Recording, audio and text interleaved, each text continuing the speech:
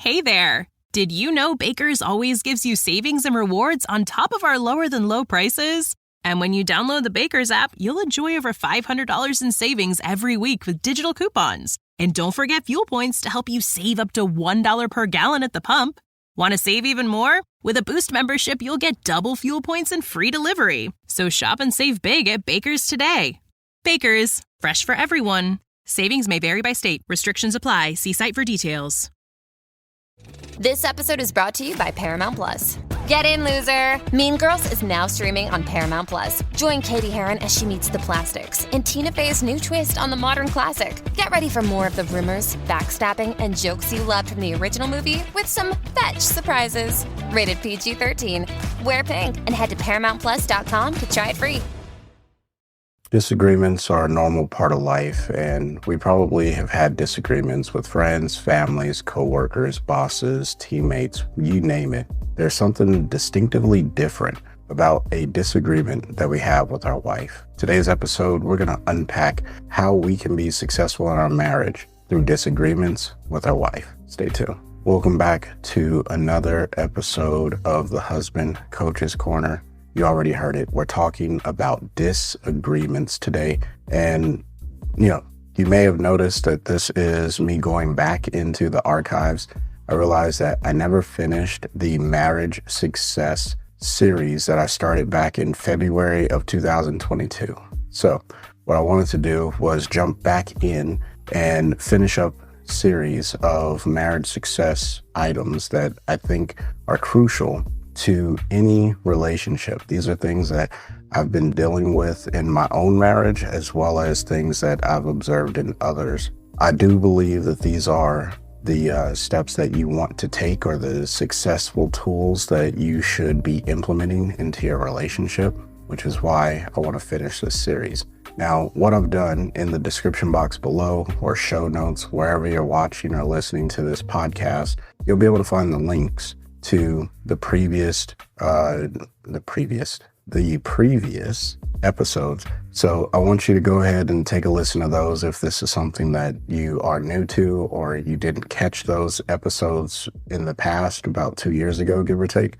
Then go ahead and listen to those as well, because this is a cohesive series of items that we as husbands, and I would even say that our wives, need to listen to, so that way we can learn how to be successful in our marriage together.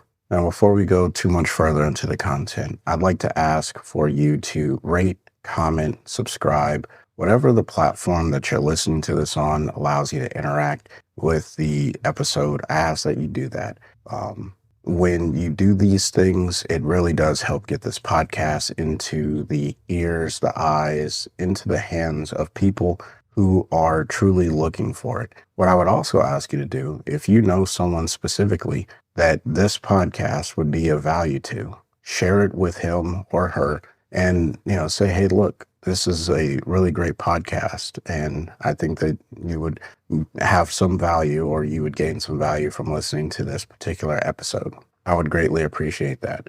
Also, if you would like to support this podcast financially, in the description box, there is a Buy Me a Coffee link, and all of the money that people donate to this podcast goes back into the podcast as far as paying for web hosting and things of that sort. So if that is something you want to help me with running this podcast, then I greatly appreciate it, because like I told you before, I am a one-man show. It's just me, and that is the way it is for now. So let's go ahead and dive into today's content, because I think that there's some extreme value in talking about disagreements. So first, I think it's important that we define what a disagreement is, because everyone may have a different definition. But the way that I'm defining disagreements today is anything where two parties cannot settle on a mutual understanding. So you and your wife are individual parties. If you can't settle on a mutual understanding,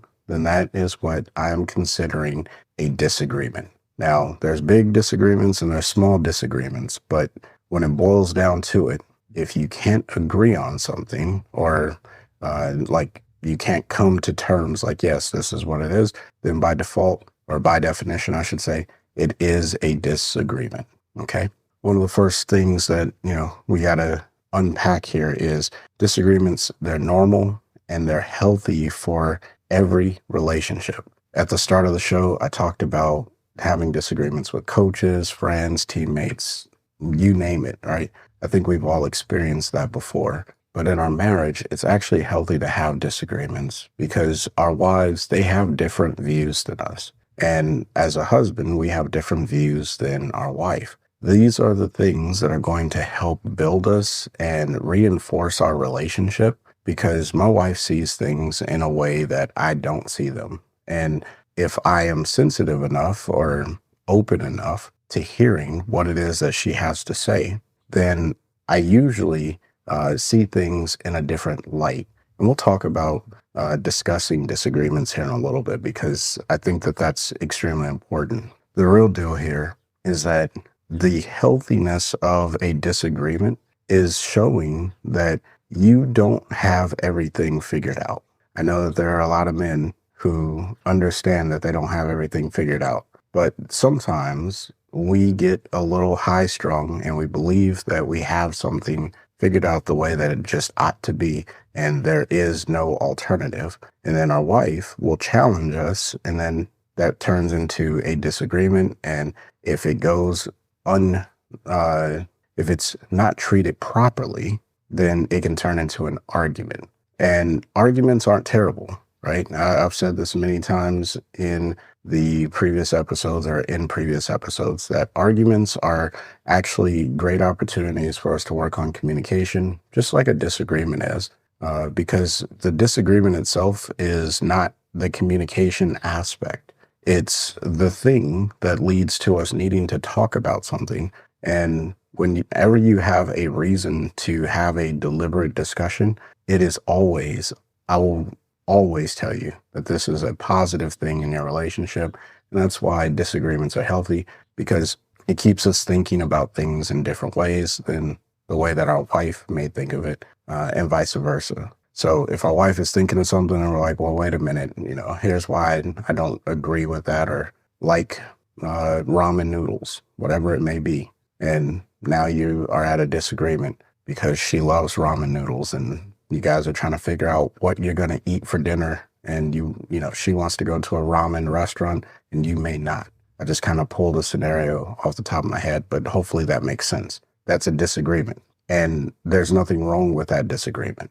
It's the next step that I want to talk about, which is you have to make a safe space to discuss the disagreement. Now, this is a common thread or a common theme that I'm always encouraging people on, is to make a safe space for their wife, because when you have these heated and difficult discussions, if the space isn't safe, you're not going to get to the root of whatever that discussion is. And you're not going to be able to come to a deeper understanding, because ultimately, whenever we're having discussions or conversations with our wife and when they're talking with us, it's to gain understanding.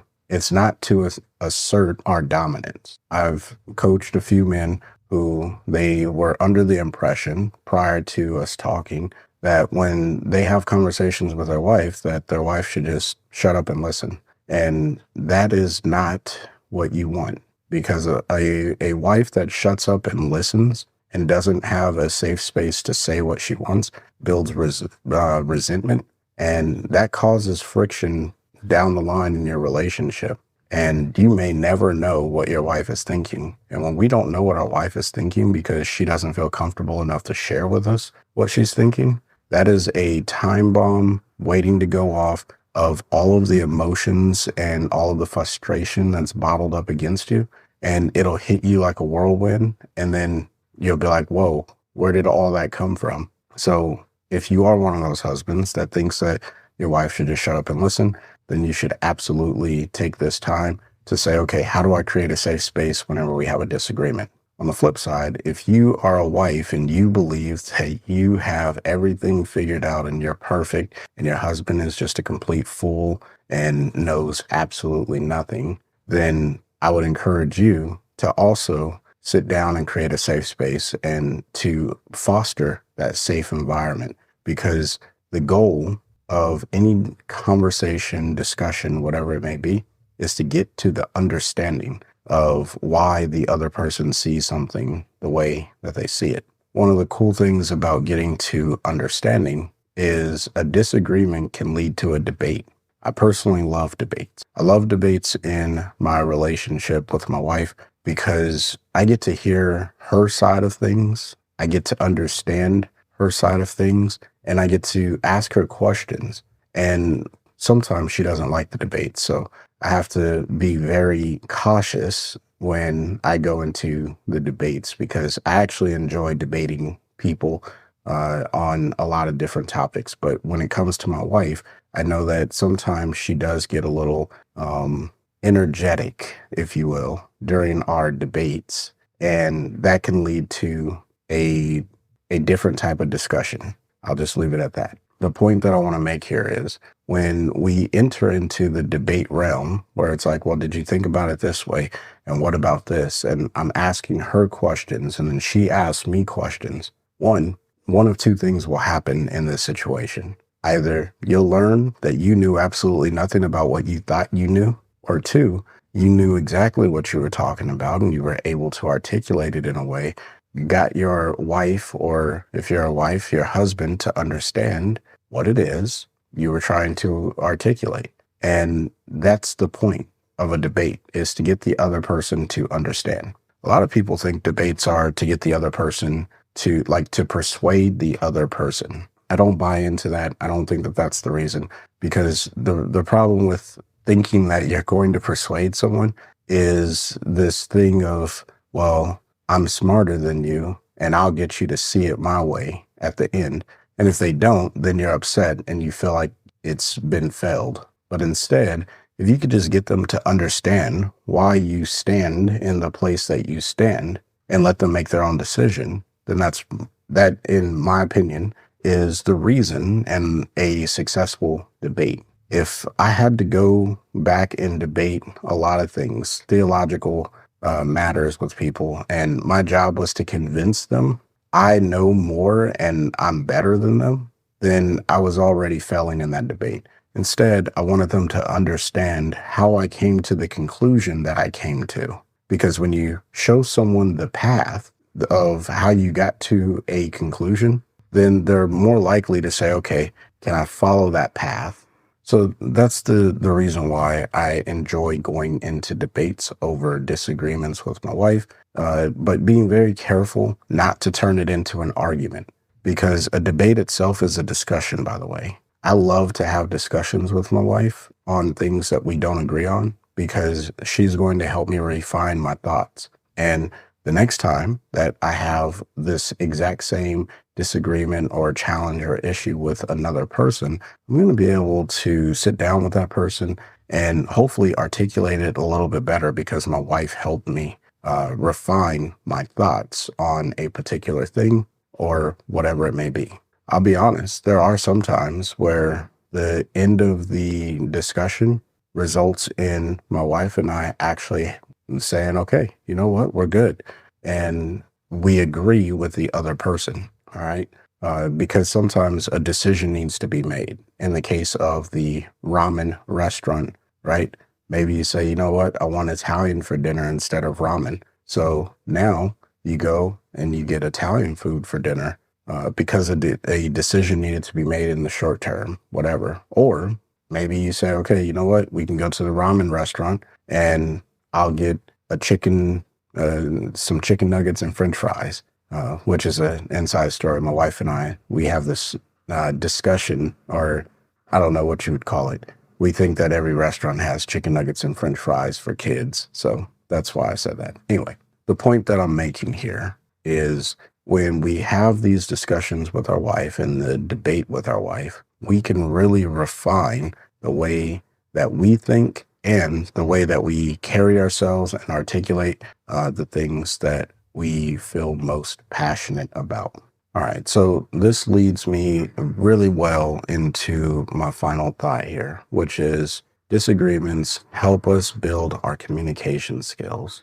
Now, debates are a medium of communication because again, you have to refine your thought and articulate your stance so that the other person can have or gain understanding as to how you got to that conclusion. That is very valuable in our marriage with our wife. However, let me be the first to tell you that the other aspects of communication that come along with disagreements are the nonverbal aspects.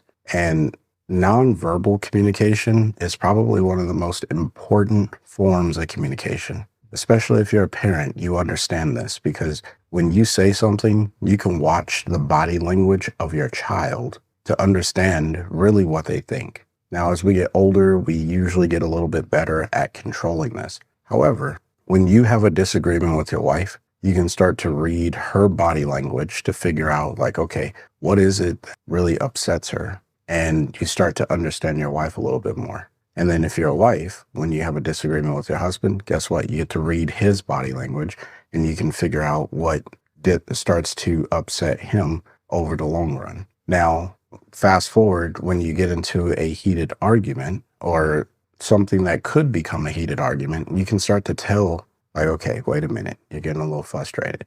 Maybe we need to back off. And my wife is great at this because my wife knows my tail sign. Whenever I'm getting frustrated, I kind of wipe my face like this. And when I do that, that's her way of knowing like, okay, wait a minute, we're probably pushing a little too far. I need to give Chris a cue to back off from whatever it is that we're talking. And that usually, it sometimes works. And sometimes, I'll be honest, my wife will just push right through that and be like, yeah, and he's frustrated. So now I'm going to get a response out of him. And that happens, right? In every relationship. It happens with disagreements. Sometimes it happens with card games where I won't get into that. But the point that I want to make here is the nonverbal communication that we give to our spouse is invaluable for our communication in the long run. Whenever we have a disagreement, I mean, for that matter, whenever we have an agreement, it's also value added. The difference is whenever we have a disagreement, we're more hyper aware and hypersensitive to the things that are actually impacting our wife at that moment in a negative way. Because as humans, we do our absolute best to stay in comfort zones. We love comfort. So as soon as something is out of the norm and it's uncomfortable, then that becomes a red flag and we say, wait a minute, we need to figure this out. Whatever this is, whatever that issue is, whatever is going on, we need to figure this out. And then we start to kind of work back to get into our comfort zone. So that's the reason why we pick up on negative things a lot faster than we do on the positive things. Because the positive things, it's like, oh yeah, that's how it's supposed to be. We're supposed to be comfortable. We're supposed to be happy. We're supposed to have a great relationship. That's the intent. That's the expectation. But as soon as that expectation is no longer met, then we start to pick up on all of these other issues. And that's why I love disagreements, because it's like contrast to the beautiful symphony. Like if every note that you've ever played was melodically correct and there was never any tension that kind of pulled the piece in a different direction for a short while, then it would just sound very bland and you'd be like, yeah, there's no excitement to this. But when there's an introduction of something that just ought not be there or is just a little odd, it brings interest and excitement. And that's exactly what happens with disagreements in our relationships with our wife. We unpacked today in the episode the healthiness of disagreements, so don't run from them, because that's something that's really important, especially to the success of our marriage. We talked about that we need to create the safe space in our marriage to have discussions, ultimately leading to debates, not arguments, but debates. So that way we can express our belief and idea behind whatever the thing is that we're articulating to the point that we got to the conclusion. So that way our wife can follow along. Not that we're trying to convince her to join whatever side that we are standing on, to invite her to come to that side. Now, not every disagreement is going to end well. And this is why the communication skills is so important in growing our communication skills. Because when you come to a point where you can realize that the discussion about whatever this disagreement isn't working, then you can say, hey, you know what? Maybe we should take a break and then come back to this. Or maybe you say, hey, let's agree to disagree. It's a very famous line in my house with my wife on a lot of topics, mostly topics that don't really hold any water in our marriage. Topics about movies, if a movie was great or not. Who cares? You know, Armageddon was the greatest movie or not the greatest movie. It doesn't really impact our marriage. Those are disagreements that we've had discussions about, and those have been great. But neither one of us end up agreeing with the other person at the end of that discussion. There you have it. Disagreements are important to the success of our marriage, and navigating disagreements more so. Don't shy away from them, embrace them. So until the next time, I want you guys to find a way to love your wife every day. Peace.